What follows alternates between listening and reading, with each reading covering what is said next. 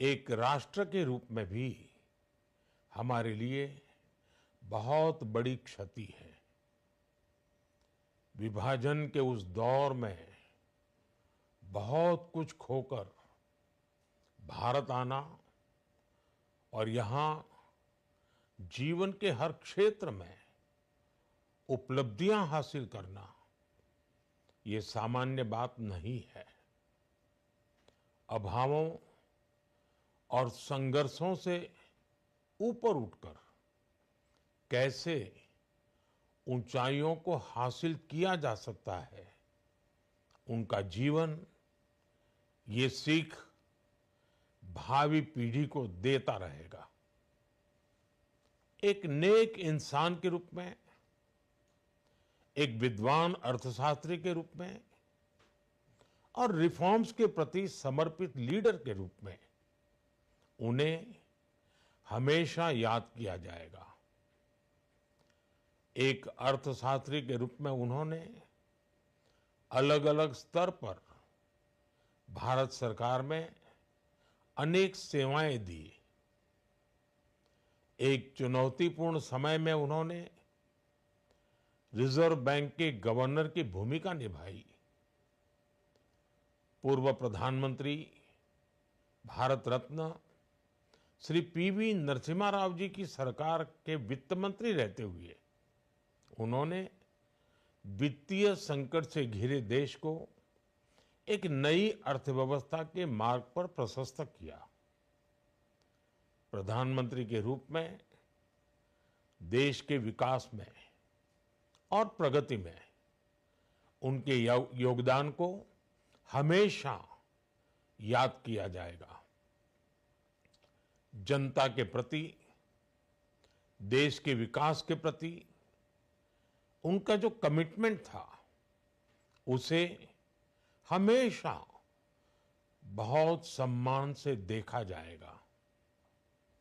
Doctor Manmohan Singh ji का जीवन उनकी ईमानदारी और सादगी का प्रतिबिंब था। वो विलक्षण सांसद थे। उनकी विनम्रता, सौम्यता और उनकी बौद्धिकता उनके संसदीय जीवन की पहचान बनी। मुझे याद है कि इस साल की शुरुआत में जब राज्यसभा में उनका कार्यकाल समाप्त हुआ, तब मैंने कहा था कि सांसद के रूप में डॉक्टर साहब की निष्ठा सभी के लिए प्रेरणा जैसी है। सत्र के समय अहम मौकों पर वो व्हीलचेयर पर बैठकर आते थे, अपना संसदीय दायित्व निभाते थे।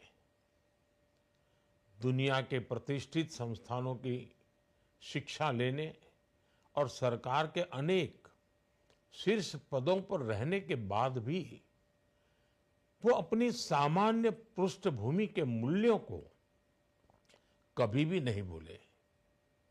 दलगत राजनीति से ऊपर उठकर उन्होंने हमेशा हर दल के व्यक्ति से संपर्क रखा, सबके लिए सहज उपलब्ध रहे।